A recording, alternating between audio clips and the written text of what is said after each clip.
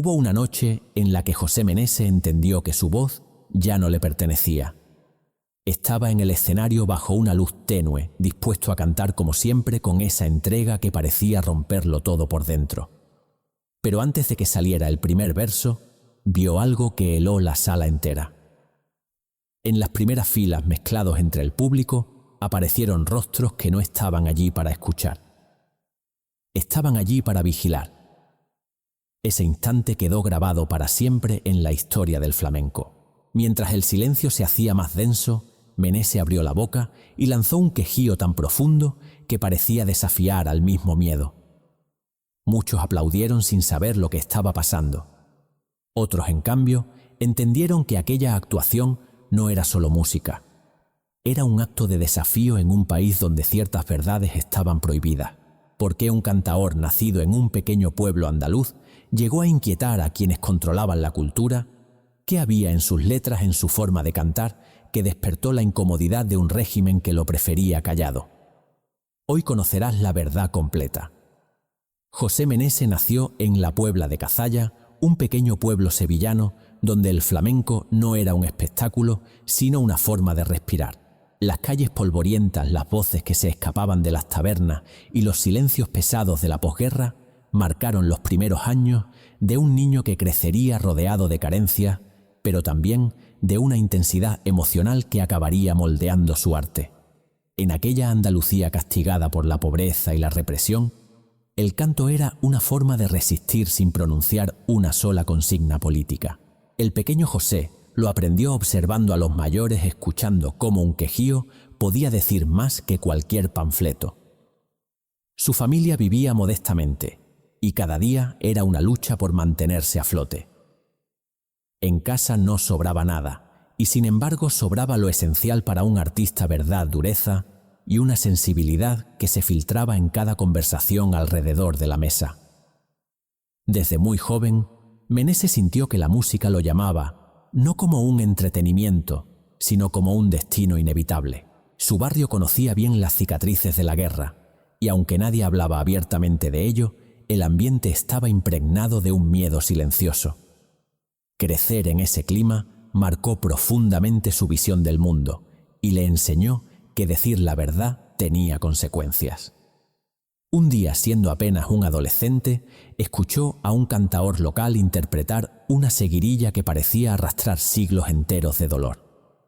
Aquella experiencia lo dejó conmocionado. No era solo la técnica, sino la autenticidad brutal con la que aquel hombre se entregaba. Fue entonces cuando Meneses entendió que el flamenco no se cantaba para gustar, se cantaba para sobrevivir. Ese fue el instante que transformó su vida y lo empujó a buscar su propia voz, una voz que con el tiempo retumbaría mucho más allá de su pequeño pueblo. La Puebla de Cazalla era un lugar donde la tradición convivía con una tensión constante entre lo permitido y lo prohibido. Los espectáculos públicos estaban vigilados y cualquier expresión cultural que pudiera interpretarse como desafío al régimen era mirada con desconfianza. En ese escenario, un joven con un talento desbordante debía avanzar con cautela. Aún así, Meneses comenzó a presentarse en reuniones íntimas donde rápidamente llamó la atención por la profundidad sorprendente de su estilo. Muchos recordaban cómo, aun siendo tan joven, lograba transmitir un peso emocional que parecía impropio de su edad. Durante esos años formativos, conoció a personas que serían cruciales en su evolución artística. Uno de ellos fue Francisco Moreno Galván, pintor-poeta y figura clave en la renovación del flamenco. Moreno Galván vio en él algo único. No solo un cantaor prometedor, sino un artista capaz de convertirse en voz de una realidad que muchos preferían callar. Su relación fue más que una amistad, fue una unión creativa que impulsó a Meneses a asumir riesgos, explorar repertorios incómodos y convertir el flamenco en un espacio de denuncia poética. Gracias a esa guía, el joven José descubrió el poder que tenía su voz para traspasar límites. A mediados de la década de 1960, mientras España vivía atrapada entre la rigidez del franquismo y los primeros síntomas de cambio, Meneses ya empezaba a ser conocido fuera de su pueblo. pero ese reconocimiento no llegó sin dificultades. Su arte era honesto hasta lo insoportable, y esa sinceridad lo hacía distinto en un país donde la cultura era cuidadosamente filtrada. Lo que para el público era una bocanada de aire fresco, para otros representaba un riesgo. Cada paso que daba lo acercaba un poco más a un escenario mayor, pero también a un territorio donde la libertad creativa podía traer consecuencias inesperadas. En ese contexto de carencias materiales y riqueza emocional, de control político y rebeldía íntima, se forjó la personalidad de José Menése. Su infancia no le ofreció comodidades, pero sí le dio la materia prima con la que construiría una carrera destinada a romper moldes. Y aunque todavía no lo sabía, el niño que cantaba en la Puebla de Cazalla estaba a punto de enfrentarse a un camino que lo llevaría desde la más pura esencia del flamenco hasta los límites mismos de la censura. Cuando José Menése comenzó a cantar fuera de su pueblo, muchos pensaron que era otro joven más, intentando abrirse camino en un mundo donde solo los elegidos lograban ser escuchados. Pero en cuanto pisó los primeros escenarios serios, quedó claro que su voz no era una más. Tenía un temblor antiguo, una gravedad que parecía arrastrar la memoria de un pueblo entero. Los críticos hablaban de él como una aparición inesperada, en un momento en que el flamenco buscaba renovarse sin perder su raíz. Menése no intentaba parecerse a nadie. Su cante era áspero y profundo, impregnado de una verdad que desconcertaba incluso a los más veteranos. Su alianza con Francisco Moreno Galván dio un giro decisivo a su trayectoria. Las letras que Moreno Galván escribía para él no eran simples versos. Eran declaraciones que rozaban lo prohibido, denuncias disfrazadas de poesía que empujaban el flamenco hacia un territorio nuevo. En un país con miedo a las palabras incómodas, Menése las cantaba sin temblar. Esa osadía lo distinguió y al mismo tiempo lo convirtió en objetivo de vigilancias discretas. Pero el público lo adoraba. En cada recital, la gente se quedaba en silencio absoluto para escuchar cómo aquella voz joven se hundía en los palos más duros con una seriedad impropia de su edad. Su primera gran consagración llegó cuando empezó a presentarse en festivales importantes, donde conquistó premios que antes parecían reservados para cantaores consagrados. Fue en esos certámenes donde demostró que no solo tenía talento, sino una identidad artística que lo separaba de todos los demás. Cada premio era una señal de que algo estaba cambiando en el flamenco, y que la figura de Menése era parte de esa transformación. Los expertos comenzaron a situarlo entre las voces llamadas a marcar una época, y muchos aseguraban que su irrupción era comparable a la de los grandes maestros de décadas anteriores. La discografía también fue clave en su ascenso. Sus primeros discos capturaron la esencia de su cante sin suavizarlo, sin hacerlo más accesible para el mercado. Eran trabajos fieles a su personalidad, a menudo acompañados de letras de contenido social que lo distinguían de la corriente más folclórica y complaciente del momento. En una España que empezaba a abrir pequeñas rendijas de libertad, escuchar a Menése era sentir que algo se movía bajo la superficie. Sus grabaciones circulaban entre aficionados serios y también entre jóvenes que buscaban un arte que dijera lo que ellos no podían decir. A medida que su fama crecía, también lo hacía su influencia. Algunos artistas lo señalaban como un referente de valentía. Otros, desde sectores más conservadores del flamenco, lo acusaban de alejarse de la tradición. Pero incluso los críticos más duros reconocían que su entrega era absoluta. En cada actuación daba la impresión de que se jugaba la vida. Ese compromiso emocional se volvió su sello y lo situó en un lugar que pocos podían ocupar. Menése no era un cantaor de feria, era un intérprete profundo que removía conciencias. El público lo seguía fielmente y sus recitales empezaron a llenar teatros de toda España. No solo lo aplaudían, lo escuchaban con un respeto que rara vez se concedía a un artista tan joven. A finales de la década de 1960 y principios de 1970, se hablaba de él como uno de los pilares de una nueva etapa del flamenco. Su ascenso parecía imparable, alimentado por una mezcla de talento, autenticidad y una valentía que pocos se atrevían a ejercer públicamente. Pero detrás de ese éxito creciente había señales que muchos pasaron por alto. Su voz, tan poderosa y tan cargada de sentido, no solo emocionaba al público, también incomodaba a quienes vigilaban cada gesto que pudiera interpretarse como desafío. Lo que para la mayoría era gloria artística, para otros era una amenaza, y mientras los teatros se llenaban y los premios se acumulaban, una sombra empezaba a seguir sus pasos con mayor insistencia. Lo que nadie imaginaba era que aquella etapa de reconocimiento absoluto sería también el preludio de su mayor tormenta. Lo que parecía gloria eterna pronto se convertiría en su mayor pesadilla.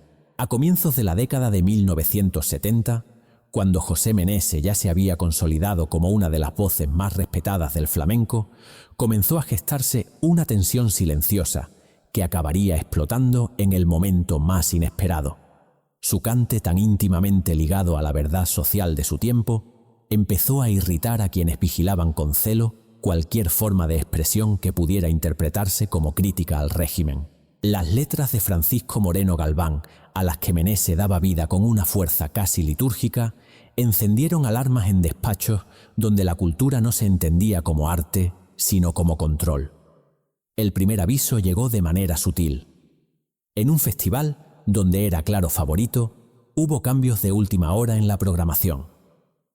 Nadie explicó nada, pero muchos entendieron que alguien no quería verlo ganar. Menese lo percibió como una sombra en el camino, una advertencia de que su meteórico ascenso empezaba a molestar. Aún así, siguió adelante. Cantó con más verdad que nunca, y fue esa insistencia en no ceder la que acabó empujándolo a un escenario donde la censura no se limitaba a tachar versos, sino a intentar domesticar almas. Un recital en particular marcó un antes y un después. Aquella noche el teatro estaba lleno. Menese iba a interpretar varias letras de fuerte contenido simbólico, y aunque sabía que entre el público había personas encargadas de observar, decidió no modificar ni una sola palabra. Cuando entonó los primeros versos, el silencio del público se mezcló con una sensación inquietante. Había rostros que no aplaudían, que no respiraban. Eran los que habían acudido para evaluar si un cantaor podía convertirse en un problema para el orden establecido. La actuación fue un éxito rotundo para el público, pero un fracaso absoluto para quienes esperaban verlo más contenido. Después del recital, Menese fue llamado a una pequeña oficina dentro del mismo teatro. Un funcionario con un tono frío y mecánico le sugirió que revisara las letras que interpretaba para evitar malentendidos. Aquella conversación fue breve, pero dejó en él una huella profunda. Comprendió que no era un artista libre. Comprendió que lo estaban vigilando. A partir de ese momento, comenzaron los episodios de censura más explícitos. Algunos ayuntamientos cancelaron actuaciones sin explicación. Otros exigieron cambios en el repertorio. En ocasiones se le permitía cantar, pero bajo la condición de evitar ciertos palos o determinadas letras. La censura era tan difusa como implacable. No había una lista oficial de prohibiciones, pero todos sabían cuándo algo no convenía. Para Menese, aquello fue una traición al arte que amaba. No concebía el flamenco como un adorno folclórico, sino como una forma de expresar verdades que no podían escribirse en ningún periódico. Los festivales flamencos también empezaron a dividirse alrededor de su figura. Había quienes lo defendían con pasión, asegurando que su cante representaba la dignidad de un pueblo entero. Otros más cercanos al poder lo señalaban como un elemento conflictivo. Esa polarización afectó su vida profesional y personal. Había noches en las que antes de subir al escenario recibía avisos de que ciertas personas estaban presentes entre el público. Había otras noches en las que su única preocupación era lograr que su voz se impusiera al miedo. El episodio más duro ocurrió durante una gira en la que compartía cartel con otros artistas. Menese debía interpretar un repertorio especialmente profundo, lleno de simbolismo social. Pero minutos antes de salir a escena, alguien se acercó con un mensaje directo. Si cantaba aquellas letras habría consecuencias. El aviso no estaba firmado, pero la amenaza era clara. Esa noche cantó, pero lo hizo con un nudo en la garganta. Cada palabra que salía de su boca era un acto de resistencia. Muchos espectadores no lo notaron, pero algunos recordaron que su mirada estaba más dura que de costumbre, como si se enfrentara a un enemigo invisible. El conflicto llegó a su punto más alto, cuando un evento de gran prestigio decidió excluirlo a última hora. Oficialmente no se ofreció ninguna explicación, pero en los círculos cercanos al flamenco se sabía que las autoridades no querían que Meneses, con su voz indomable, se convirtiera en símbolo de algo más que música. Él, que había trabajado sin descanso para dignificar el cante jondo, se vio de pronto en el centro de una tormenta donde su talento era su mayor virtud y también su mayor condena. El impacto emocional fue devastador. Para un artista que había basado su vida en la verdad, ser censurado era una forma de ser silenciado. Sentía que querían arrancarle el alma. Esta crisis no solo afectó su carrera, sino también su salud y su ánimo. Vivió meses de incertidumbre, preguntándose qué podía cantar y qué era demasiado peligroso. Aún así se negaba a renunciar a su esencia. Prefería perder contratos antes que traicionar la autenticidad que lo había llevado hasta donde estaba. ¿Podría alguien sobrevivir a semejante golpe? Esa pregunta comenzó a perseguirlo como una sombra. La presión institucional, las cancelaciones, las amenazas veladas y la constante sensación de estar vigilado formaron un laberinto del que parecía imposible escapar. Y sin embargo, Meneses siguió adelante. Herido pero firme, censurado pero intacto en su convicción. Su crisis no fue solo un choque con el poder, sino una prueba brutal de resistencia que lo marcó para siempre. Las consecuencias de la censura no tardaron en transformar la vida de José Meneses en un terreno incierto. Durante un tiempo, la inseguridad se convirtió en compañera diaria. No era miedo escénico ni nervios previos a una actuación, sino la angustia de no saber si su arte terminaría siendo una carga demasiado pesada para soportar. Las cancelaciones y los vetos silenciosos no solo afectaban sus ingresos, sino también su espíritu. Había noches en las que seguía cantando con la misma entrega de siempre, pero al regresar a su casa sentía que la sombra del señalamiento lo acompañaba. La sensación de ser observado se mezclaba con una frustración profunda que amenazaba con quebrarlo. En aquellos años de mayor tensión, Meneses llegó a plantearse si debía continuar por el camino que había elegido. Era una pregunta dolorosa. Su vida giraba en torno al cante jondo desde la infancia y abandonar esa verdad habría sido como renunciar a su identidad. Sin embargo, la presión era constante. Había recitales donde notaba que parte del público acudía más para vigilar que para escuchar. Había entrevistas donde debía medir cada palabra para evitar una nueva advertencia. Y había días en los que el silencio institucional pesaba más que cualquier crítica pública. Esta caída emocional coincidió con una etapa de búsqueda interior. Meneses necesitaba entender por qué su voz, que nació de la verdad y del dolor de su tierra, se había convertido en un objeto de sospecha. Esa reflexión lo llevó a valorar aún más la raíz del flamenco, esa capacidad de transformar la angustia en arte. Para él, cantar nunca había sido un adorno folclórico, era un acto moral. Y aunque el entorno lo obligara a extremar precauciones, su esencia no podía ser domesticada. Fue entonces cuando decidió reinventarse sin traicionarse. No buscó suavizar su estilo ni alejarse de las letras que lo habían distinguido. Lo que hizo fue fortalecer su vínculo con los aficionados más fieles. Comenzó a ofrecer recitales más íntimos, donde la conexión con el público era directa y sincera. En esos espacios encontró un refugio emocional, un lugar donde podía cantar sin sentir que debía pedir permiso para existir. La cercanía con la gente lo sostuvo en los momentos más difíciles y le recordó que su voz tenía un propósito que iba más allá del reconocimiento oficial. Poco a poco, su resistencia empezó a tomar forma de reivindicación. Los mismos festivales que en algún momento habían dudado de él, comenzaron a llamarlo de nuevo. Los aficionados lo defendían con una convicción inquebrantable, asegurando que su cante era una parte esencial del patrimonio flamenco contemporáneo. Lo que antes había sido un intento de silenciarlo, terminó sin quererlo reafirmando su importancia. Menese ya no era solo un cantaor joven con una carrera prometedora. Era la prueba viviente de que el arte puede sobrevivir incluso bajo la presión más hostil. Esa reinvención no significó un cambio brusco, sino una maduración profunda. Su voz ganó una gravedad nueva, una tonalidad marcada por las heridas que había vivido. Cantaba con más serenidad, pero también con más verdad. La firmeza con la que interpretaba Seguirilla Soleá o Martinete mostraba que a pesar de todo su espíritu permanecía intacto. Cada recital era una declaración de resistencia. Cada aplauso era una forma de reparación.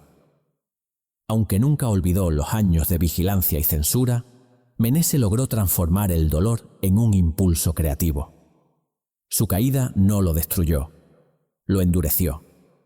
Y su reinvención no fue una concesión a las circunstancias, sino una afirmación de su compromiso con el flamenco más auténtico. En un país que empezaba a abrirse lentamente a nuevas libertades, su voz, una vez silenciada, volvió a imponerse como una fuerza indomable.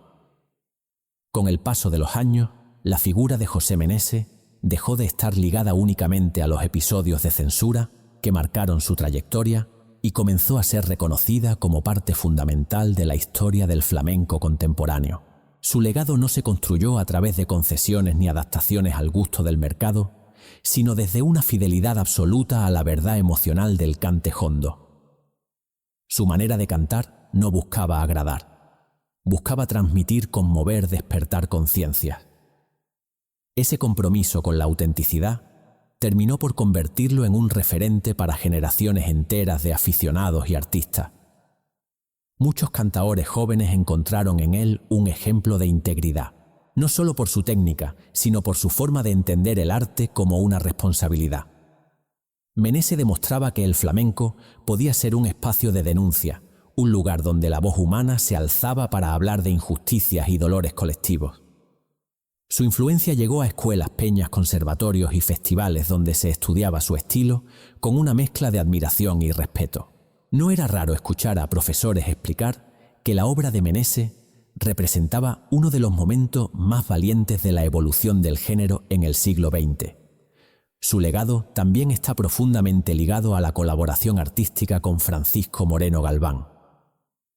Juntos construyeron un puente entre la tradición más profunda y una sensibilidad moderna capaz de conectar el pasado con un presente que necesitaba expresarse.